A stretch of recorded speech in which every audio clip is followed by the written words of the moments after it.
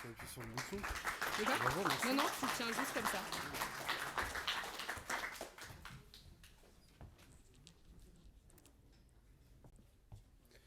Déjà, bonsoir à tous. Merci d'être là et bienvenue chez Aircall. Donc, avec Maxime, on va vous parler de comment on a implémenté ce qu'on appelle une blackout période sur notre serveur Puma. Donc, rapidement, Maxime et moi qui sommes chez Aircall en tant que back-end software engineer depuis respectivement 3 et 4 ans à peu près. On travaille en fait dans la même équipe. Donc pour vous présenter le sujet aujourd'hui, il va falloir mettre un petit peu de contexte, parler des services avec lesquels on interagit et de certains concepts. Donc on va rentrer directement dedans. Donc aujourd'hui on va parler du coup des serveurs Puma. Donc du coup en fait effectivement on utilise un serveur Puma en fait sur notre application.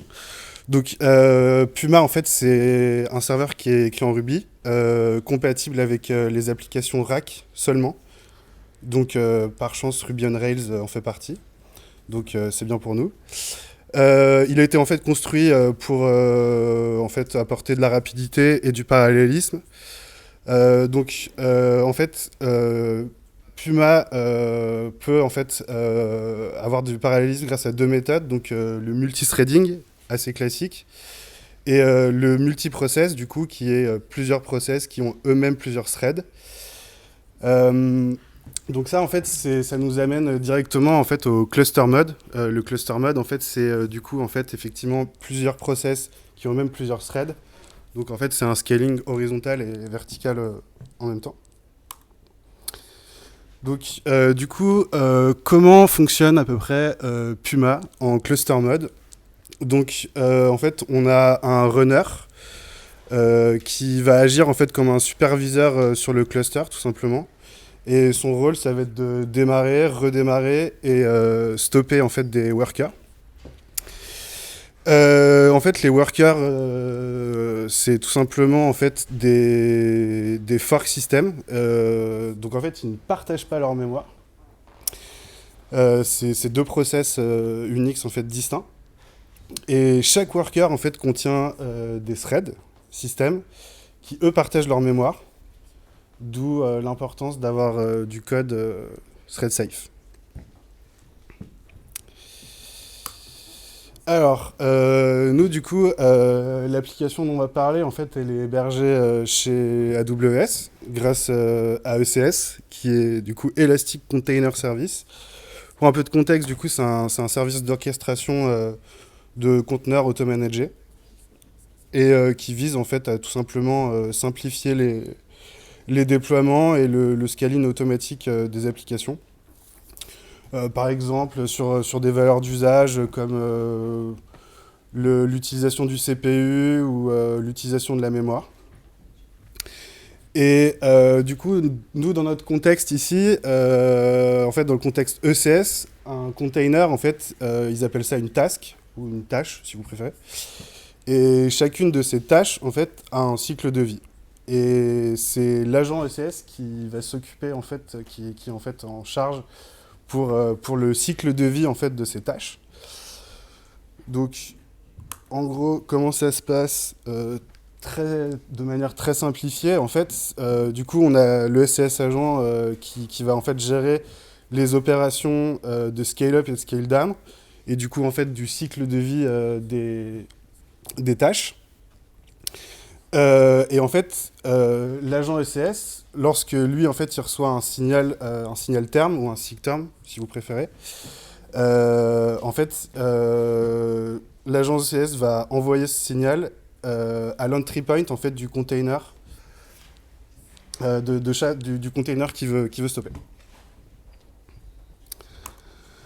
Donc si on regarde un petit peu la documentation de Puma, qu'est-ce qui se passe en fait quand Puma il reçoit un signal SIGTERM, comment il le traite. Donc là en fait on voit un petit peu dans la doc que du coup effectivement il gère le signal terme, super. Euh, du coup en fait on peut voir que ce qui se passe c'est que en fait Quand en fait il reçoit un signal terme, il va du coup le transmettre à tous ses workers. On a fait une super petite animation pour vous montrer. Voilà. Voilà, voilà comment ça se passe. Et aussi, du coup, on est obligé de vous parler aussi de l'ELB ALB. Donc, du coup, en fait, Amazon, ils ont un service de load balancing qui s'appelle Elastic Load Balancing, qui est en fait un service qui regroupe plusieurs produits pour faire du load balancing. Donc nous ici, celui qui nous intéresse, c'est Application Load Balancer, qui permet en fait tout simplement de faire du load balancing sur le trafic HTTP. Lui, en fait, du coup, son rôle, ça va être de garder en fait à jour une liste de toutes les instances qui sont healthy ou non, grâce en fait à un health check périodique. Chez nous, c'est environ 2 secondes. Et en fait, ça permet au load balancer, du coup, d'envoyer du trafic seulement aux instances qui sont prêtes à recevoir du trafic, tout simplement. Donc du coup, avec tout ça, ça va nous permettre d'arriver du coup au problème qu'on a essayé de résoudre et de la solution qu'on lui a apportée. Et je vais laisser parler Maxime pour ça. Tiens. Merci Martin pour le contexte, bonjour. Donc le souci qu'on a eu, moi je commençais par le début. En gros, nous ce qu'on observait, c'est de temps en temps, on avait des erreurs, des timeouts et des keep alive disconnected, mais qui venaient de nos clients. C'est-à-dire que Puma en soi, lui, il générait pas d'erreurs. Juste nos clients, ils avaient des timeouts et des keep alive disconnected. En plus de ça, on commençait à avoir des messages Slack de gens qui nous disaient en appelant notre API, on a des timeouts. Et on s'est rendu compte aussi, parce que les clients en fait s'en sont rendus compte et nous ont aidés, que ça s'était souvent corrélé au moment où on faisait des releases. Donc pour comprendre ce qui se passait, on va revenir sur ce qu'expliquait Martin tout à l'heure. Donc en fait notre load balancer, qu'est-ce qu'il fait? Toutes les 2 secondes, il va essayer de faire des requêtes, des health checks, c'est une requête get /health check, sur notre web server. Quand on répond une 200, il nous considère comme healthy, donc il va continuer de nous router du trafic. Il attend 2 secondes, il recommence, etc. Quand on lui dit KO, quand on lui dit KO, lui, il nous considère comme plus healthy, il va arrêter de nous envoyer du trafic. C'est super, on est content. Alors du coup, qu'est-ce qui se passe maintenant quand le load balancer, il nous fait une requête, il nous considère comme healthy, donc il va nous router du trafic encore pendant 2 secondes. Mais la load CS agent, en attendant, hop, il nous a envoyé un seek term. Pourquoi? Soit parce qu'on a réalisé une nouvelle version, du coup il termine les anciennes, soit parce qu'il a décidé de faire un scale down, puisque nos ressources sont sous-utilisées, et du coup il a killé des containers. Sauf que qu'est-ce qui se passe? Comme on l'a vu tout à l'heure, quand il reçoit un seek term, le cluster, il va envoyer à tous ses workers un seek term, ce qui fait qu'en fait les instances pendant tout ce moment-là, hop, elles vont être incapables d'accueillir de nouvelles connexions et de répondre aux requêtes, mais on est toujours considéré par le load balancer comme une instance healthy. Donc ça c'est un souci, et en fait c'est ce qui crée les timeouts. Les timeouts ou les connexions qui n'arrivaient pas à se faire. Et du coup on arrivait à la solution qu'on a mis en place en tout cas, ce qu'on appelle une blackout period. Alors blackout period, j'ai essayé de faire une petite définition, c'est un terme qui nous vient de l'industrie de la finance. En fait c'est une période pendant laquelle on n'a plus le droit généralement de vendre des actions ou d'en acheter. Ça peut arriver pour plein de raisons. Et donc ça a été appliqué au monde de l'informatique en disant en fait c'est une période dans laquelle on n'accepte plus de nouvelles transactions, plus de nouvelles connexions, plus de nouveaux trafics pendant une période de temps. Donc j'ai essayé de vous refaire un petit séquence diagramme. Alors vous avez vu le petit OCS agent qui était à droite, il est passé à gauche, mais sinon c'est le même que celui de tout à l'heure. Il y a juste un zoom en fait sur le fait que le web server, c'est le supervisor dont vous parlez tout à l'heure Martin, et quand il reçoit son seek term, bam, il envoie à ses workers. Donc ça c'est le même problème que tout à l'heure, et ça c'est le séquence diagramme en implémentant une blackout period. Donc qu'est-ce qui se passe? On reçoit un health check du LB, on est considéré pendant healthy pendant 2 secondes. Et là quand on reçoit notre seek term, au lieu d'envoyer directement à chacun de nos workers l'information d'aller shutdown et de forward le seek term, en fait on va attendre pendant au moins la durée au moins cette période-là. Et pendant cette période-là, on va répondre KO au health check. Donc qu'est-ce qui va se passer? on est considéré comme healthy, on reçoit un seek term, on continue à répondre aux requêtes parce qu'on n'a pas éteint nos workers. Et le prochain health check, on lui répond KO. Donc l'ALB, il va arrêter de nous envoyer du trafic. Et du coup, une fois la période terminée, on peut closer nos workers et du coup forward le seek term. Donc ça, c'est dans l'idée. Après, comment implémenter ça? Alors Puma, c'est sympa, il nous offre plein de petits hooks qui nous permettent de se plugger dans le cycle de vie des workers. Donc worker boot, worker shutdown, worker fork. Et donc on s'était intéressé à celui-là au début, un worker shutdown. Sauf qu'il a un gros souci, c'est que lui, il intervient dans le contexte du worker, pas dans le contexte du supervisor. Et du coup, ça pose deux soucis. Le problème, c'est qu'on a déjà reçu le seek term à ce moment-là. L'autre problème, c'est que si on se met à sleep à cet endroit-là, et ben en fait, on va bloquer notre thread et on sera plus capable de répondre aux requêtes non plus. Donc, mauvaise solution. Et alors là, sous les bons conseils de Jean-Paul, que vous voyez derrière, on allait diguer un peu dans le code de Puma et regarder le code de la classe cluster, enfin Puma cluster de Puma, qui est en fait elle qui va gérer justement le forward des seek term au worker. Et d'ailleurs, alors on le voit pas très bien, mais l'implémentation est relativement straightforward, quoi. On voit qu'il nous log qu'il va fermer, et ensuite il itère sur tous ses workers et il envoie un seek term. Très bien. Et en fait, c'est parfait parce que c'est exactement l'endroit où on voulait se placer. Si on revient sur la slide de tout à l'heure, tac, c'était exactement ça. On a reçu un seek term et juste avant d'envoyer le signal au worker, eh ben, on veut attendre à cet endroit-là. Et en plus, c'est parfait parce qu'on est dans le contexte ici du cluster et non pas des workers. Donc, on ne va pas empêcher les workers de travailler et de continuer à servir du trafic. On va juste dire à notre cluster d'attendre que l'ALB ait fait ce qu'il a à faire. Donc ça, c'est l'impression qu'on a eue. Donc c'est un override de la classe Puma Cluster qu'on voit là. Et on va regarder la méthode, mais par le bas. Donc à la fin, vous voyez, on appelle le super donc pour retrouver le comportement initial de la méthode stop workers. Et juste avant, en fait, on va sleep, tout simplement. On va sleep pendant une durée qu'on appelle blackout period en secondes. Et avant, il y a un petit truc là, on appelle un truc worker status shutting down. Bon, on va expliquer ce que c'est après, mais en gros, dans l'idée, c'est une manière qu'on a eu de wrapper l'état, en fait, pour pouvoir avoir un marqueur pour dire, bon, maintenant, si on te fait un health check, tu réponds que tu veux plus recevoir de nouvelles requêtes et du coup, tu réponds KO. Et on va regarder comment ça a été implémenté parce que oui, chose importante. Rappelez-vous, là du coup, dans cette méthode qu'on a override, on est dans le contexte de ce process-là. Et sauf que nos workers, on se rappelle, ils ne partagent pas la même mémoire que les autres workers, ils ne partagent pas la même mémoire que le supervisor. Donc on ne pouvait pas juste utiliser un booléen, je ne sais pas, dans un singleton pour marquer ça. Donc on a utilisé pour partager les tâches simplement le file system. On a de la chance sur notre container, tous les process partagent le même file system.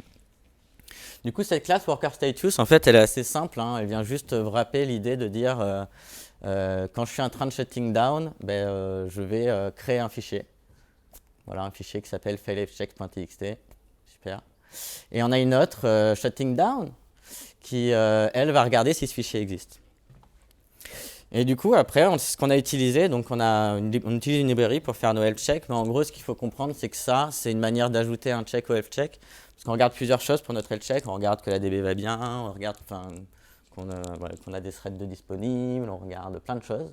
Et notamment, on regarde que ce fichier qui nous dit qu'on a envie de répondre OK ou KO au health check est présent ou pas. Et c'est tout. Mais en fait, c'est ça qui nous a permis d'implémenter exactement ce pattern et de faire disparaître les timeouts. Donc, mini takeaways. Faire attention aux race conditions, parce que on passe souvent race condition quand on est dans le cadre du multithreading, mais en fait, il y a plein de manières de faire des race conditions, et on peut faire des race conditions de cette manière-là aussi. Don't be scared to monkey patch. Voilà, alors je peux remonter un petit peu dans le code. On a quand même pris quelques précautions, notamment on regarde avant d'override la fonction que la méthode existe bien, stopworkers, qu'on ne rajoute pas une méthode au Puma Cluster pour rien. On a aussi fait bien attention, alors ça se voit pas très bien, j'imagine, pour vous. Mais en fait, cette méthode-là, elle a été implémentée il y a 9 ans et elle a toujours gardé le même nom et elle a gardé à peu près la même implémentation, en tout cas pour cette partie-là qui nous intéressait. Et du coup, c'est ça que je voulais dire. Faut pas avoir peur de monkey patcher, mais faut quand même faire un petit peu attention à ce qu'on fait. Et learn from the best, parce qu'en fait, il faut savoir que cette implémentation, elle est grandement inspirée de ce qu'a fait GitLab pour le projet, pour la web UI de GitLab, quoi. Et voilà, c'est tout. Vous avez des questions?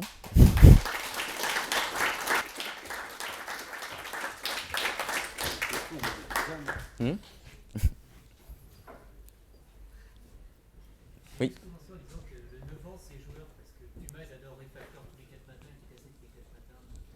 C'est vrai. Ça, oui, c'est vrai. C'est-à-dire fixer la version, tu veux dire, de la dépendance?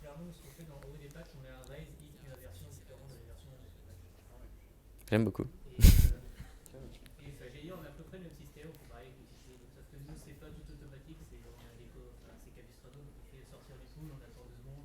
Ok. Mais le concept, ouais, d'attendre avant de faire. Une question, est-ce qu'il n'est pas possible de signaler à LB que l'instance va se terminer? Non. Limitation technique. C'est uniquement par polling. Donc c'est l'ALB qui vient poller l'information, on ne peut pas lui dire. L'ALB, il teste quoi, les workers directement? Alors l'ALB, non. L'ALB, lui, il va venir, il va faire une requête en fait sur le conteneur, sur un port précis, sur un endpoint précis. Et il va attendre une réponse. Il s'en moque un peu, lui, de quel worker va répondre. Il envoie sa requête sur la socket. Alors, on peut le revoir sur ça. Tac, on le voit un peu bien. En fait, c'est comme ça que ça se passe. Il y a le supervisor qui va start et stop les workers. Et les workers, ils écoutent directement sur la socket. Et en fait, du coup, quand on envoie le health check sur la socket, ça peut être n'importe lequel des workers qui va répondre.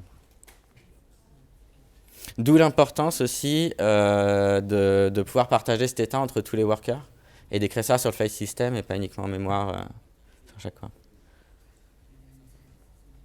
Petite précision sur la mémoire partagée, Fork, il ne copie pas toute la mémoire, c'est copy on write, donc tous les nouveaux changements dans la mémoire, ils ne vont pas être partagés, mais tout ce qui était fait avant le fork, il est partagé par le processus. Ouais, c'est vrai. Mais comme là, du coup, on intervient vraiment à la fin du processus, mais en effet. Merci pour la précision.